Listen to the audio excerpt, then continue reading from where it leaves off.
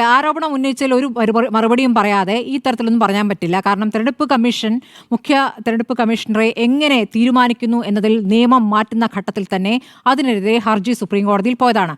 ആ ഹർജിയിൽ തീരുമാനമാകുന്നതിന് 48 മണിക്കൂർ ആകുമ്പോഴേക്കും ഗണേഷ് കുമാറിനെ അവിടെ നിയമിക്കുകയായിരുന്നു. അപ്പോൾ എന്തിനു വേണ്ടിയാണ്, ആർക്കു വേണ്ടിയാണ് ഈ കമ്മീഷൻ പ്രവർത്തിക്കുക എന്നറിയാം. പ്രധാനമന്ത്രിയുടെയും അമിത്ഷായുടെയും നാവായി ആണ് ഗണേഷ് കുമാർ പ്രവർത്തിച്ചിട്ടുള്ളത്. ഇന്നലെ പ്രധാനപ്പെട്ട ചോദ്യങ്ങൾ ബീഹാറിൽ സമഗ്ര വോട്ടർ പട്ടിക പരിഷ്കരണത്തിന് SIR എന്തുകൊണ്ട് രാഷ്ട്രീയ പാർട്ടികളുമായി ചർച്ച ചെയ്തില്ല എന്ന ചോദ്യത്തിന് ഉത്തരം പറഞ്ഞിട്ടില്ല. തെരഞ്ഞെടുപ്പ് നടക്കുന്ന വർഷം സമഗ്ര വോട്ടർ പട്ടിക പരിഷ്കരണം പാടില്ല എന്ന കമ്മീഷന്റെ തന്നെ നിർദ്ദേശം ബീഹാറിൽ എങ്ങനെ അട്ടിമറിക്കപ്പെടുന്നു എന്ന ചോദ്യത്തിന് ഉത്തരമുണ്ടായിട്ടില്ല. വെള്ളപ്പൊക്കം ബീഹാറിൽ ഉണ്ടായ സാഹചര്യത്തിൽ പോലും മുൻകൂട്ടി അറിയിപ്പോ തയ്യാറെടുപ്പോ ഒന്നുമില്ലാതെ SIRമായി മുന്നോട്ട് പോകാൻ എന്താണ് ഇത്ര ധൃതി എന്ന ചോദ്യത്തിന് ഉത്തരം പറഞ്ഞിട്ടില്ല. SIR ആരംഭിച്ച ജൂൺ 25 മുതൽ ജൂലൈ 25 വരെയുള്ള കാലയളവിൽ എത്ര പുതിയ വോട്ടർമാരെ ബീഹാർ വോട്ടർ പട്ടികയിൽ ചേർത്തു എന്ന ചോദ്യത്തിന് ഉത്തരമുണ്ടായിട്ടില്ല. മതിയായ രേഖകളില്ലാതെ, നേരത്തെ പറഞ്ഞ പോലെ മതിയായ രേഖകളില്ലായ എത്ര എന്യൂമറേഷൻ ഫോമുകൾ ലഭിച്ചു എന്ന് പറയാൻ സാധിക്കുമെന്ന ചോദ്യത്തിന് ഉത്തരമില്ല. ബൂത്ത് ലെവൽ ഓഫീസർമാർ എത്ര ഫോമുകൾ ആവശ്യമില്ല എന്ന് പറഞ്ഞ് നിരാകരിച്ചിട്ടുണ്ട് എന്ന ചോദ്യത്തിന് ഉത്തരമില്ല. തീവ്ര വോട്ടർ പട്ടിക പരിഷ്കരണത്തിന്റെ ഭാഗമായി ഇന്ത്യൻ പൗരന്മാരല്ലാത്ത എത്ര പേരെ കണ്ടെത്തി പട്ടികയിൽ നിന്ന് ഒഴിവാക്കിയെന്ന ചോദ്യത്തിന് ഉത്തരമില്ല. ഇതിന് രാഹുൽ ഗാന്ധിയുടെ വാർത്താ സമ്മേളനത്തിന് ശേഷം വോട്ടർ പട്ടികയുടെ ഫോർമാറ്റിൽ മാറ്റം വരുത്തിയത് എന്തിന് എന്ന ചോദ്യത്തിന് ഉത്തരമില്ല. അനുരാഗ് ഠാക്കൂറിൽ നിന്ന് തെരഞ്ഞെടുപ്പ് കമ്മീഷൻ എന്തുകൊണ്ട് സത്യവാങ്മൂലം ചോദിക്കുന്നു എന്ന ചോദ്യത്തിനും ഉത്തരമില്ല. ഇനി 7 ദിവസത്തെ കണക്ക് പറയും. 45 ദിവസത്തിനകം എല്ലാം തീർന്നു, എല്ലാം ഇനി ഒരു സാധ്യതയുമില്ല, തെരഞ്ഞെടുപ്പ് കമ്മീഷൻ നിർവീര്യമായി എന്ന മട്ടിൽ പറയുമ്പോൾ ഇനിയിപ്പോൾ ഈ 45 ദിവസം കഴിഞ്ഞ് എത്രയോ കഴിഞ്ഞ് 6 മാസം കഴിഞ്ഞിട്ടുള്ള വിഷയം ഇനി രാഹുൽ ഗാന്ധി ഉന്നയിച്ചു കഴിഞ്ഞാൽ എന്താണ് സാധ്യമാകുമോ? തെരഞ്ഞെടുപ്പ് കമ്മീഷന് എന്ത് തെളിവ് സാധ്യമാകും? അപ്പോൾ സത്യവാങ്മൂലം ചോദിക്കുന്നതിൽ 2 തരം നയം അതിൽ സമീപിക്കുക. ഇനി സത്യവാങ്മൂലം നൽകിയ കേസുകളുണ്ടല്ലോ, അതിൽ നടപടി ഉണ്ടായിട്ടില്ല എന്ന് നേരത്തെ പറഞ്ഞ അഖിലേഷ് യാദവ് പറഞ്ഞ കേസ് അവിടെ നിൽക്കുന്നു. ഇനി കേരളത്തിലേക്ക് വരിക, അതാണ് കേരളത്തിലേക്ക് വന്നു കഴിഞ്ഞാൽ VS സുനിൽകുമാർ പറയുകയാണ്, ഇവിടെ നിന്നും നിരവധി പരാതികൾ തെരഞ്ഞെടുപ്പ് കമ്മീഷന് ഇലക്ഷന് സമയത്ത് പോയിട്ടുണ്ട്, ഇലക്ഷന് മുന്നേ തന്നെ പോയിട്ടുണ്ട്, പക്ഷേ അതിന്മേൽ നടപടി എടുത്തിട്ടില്ല. ഇപ്പോൾ ഈ ആരോപണങ്ങൾ വന്ന പശ്ചാത്തലത്തിലോ ഇപ്പോൾ സത്യവാങ്മൂലം ആവശ്യപ്പെടുന്നു ആരോടൊക്കെയാണ്?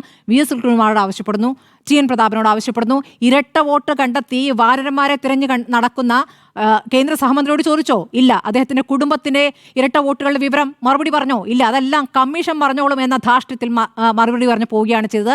അപ്പോൾ ഈ ധാർഷ്ട്യത്തിനാണ് ഈ പറഞ്ഞ ഈ ഇംപീച്ച്മെന്റ് നടപടി എന്ന മറുപടി നൽകാൻ പോകുന്നത്. 3-2 ഭൂരിപക്ഷമൊന്നും ഇല്ലാത്തതുകൊണ്ട് അത് പരാജയപ്പെടുമായിരിക്കാം. പക്ഷേ ഇതൊരു സന്ദേശമാണ്, ജനങ്ങളിലേക്ക് കൃത്യമായി എത്തുന്നു. ഈ അമ്മ പെങ്ങന്മാരെ കുറിച്ചൊക്കെ വലിയ ഖേദം പ്രകടിപ്പിച്ച തെരഞ്ഞെടുപ്പ് കമ്മീഷൻ ഈ അച്ഛന്മാരുടെ പേരിൽ ABCD എന്ന് വരുന്നതിനെ കുറിച്ച് പ്രതികരിച്ച് കണ്ടില്ലല്ലോ. അതിനെക്കുറിച്ചൊരു മറുപടി പറഞ്ഞിട്ടില്ല.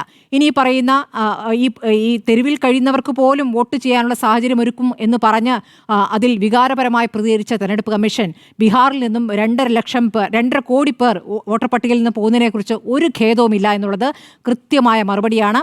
എന്താണ് ഈ രാഷ്ട്രീയ പ്രസംഗം? ഇതിനു മുമ്പ് തെരഞ്ഞെടുപ്പ് കമ്മീഷൻ നമ്മൾ കേട്ടിട്ടേയില്ല. രാഷ്ട്രീയക്കാർക്ക് ഞങ്ങളെ ഭരിക്കാൻ അധികാരമില്ല, മാറി നിൽക്കൂ എന്ന TN ശേഷന്റെ ധാർഷ്ട്യമാണ് നമ്മൾ ഇതിനു മുമ്പ് കണ്ടിട്ടുള്ളത്. പക്ഷേ ഇവിടെ കാണുന്നത് സർക്കാരിനോട് ചേർന്ന് നിന്നിട്ടുള്ള, സർക്കാരിന്റെ ഭാഗമായി നിൽക്കുന്ന തെരഞ്ഞെടുപ്പ് കമ്മീഷന്റെ പ്രതികരണമാണ്.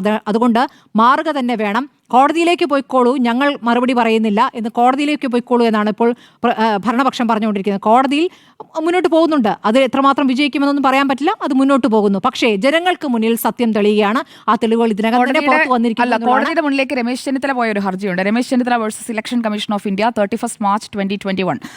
S മണികുമാർ, ഷാജി പി ചാലി ഇവരുടെ ബെഞ്ചിലാണ് വന്നത്.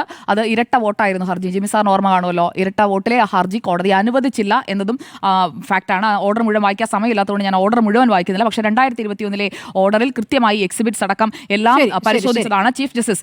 അതോടൊപ്പം തന്നെ അവരുടെ എങ്ങനെയാണ് ഈ കാര്യങ്ങളിൽ സബ്മിഷൻസ് എങ്ങനെയാണ് തള്ളിപ്പോയത് എന്നതും കൃത്യമായി തന്നെ പറയുന്നുണ്ട്. കോടതി വിധി സമയം പോലെ എടുത്ത് വായിച്ചു നോക്കാം. അപ്പോൾ രാഹുൽ ഗാന്ധി അതുകൊണ്ട് താൻ പരാജയപ്പെടുമെന്ന് അറിയാവുന്നതുകൊണ്ടാണ് ജനങ്ങളുടെ മുന്നിലേക്ക് കൊണ്ടുവരിക എന്ന് മാത്രം. കോടതിയിലേക്ക് പോകാൻ താല്പര്യമില്ലാത്തതുകൊണ്ടാണ്. ജനങ്ങളുടെ മുന്നിലേക്ക് ഇട്ടത് ഫാക്സിനാണ് കമ്മീഷൻ മറുപടി ായിരിക്കുന്നു എന്ന മഹുവ മൊയ്ത്ര പറഞ്ഞത് അക്ഷരാർത്ഥത്തിൽ ശരിയാണ്. കമ്മീഷനെ പുറത്ത് കളയണം എന്നുള്ളതാണ് എന്റെ അഭിപ്രായം.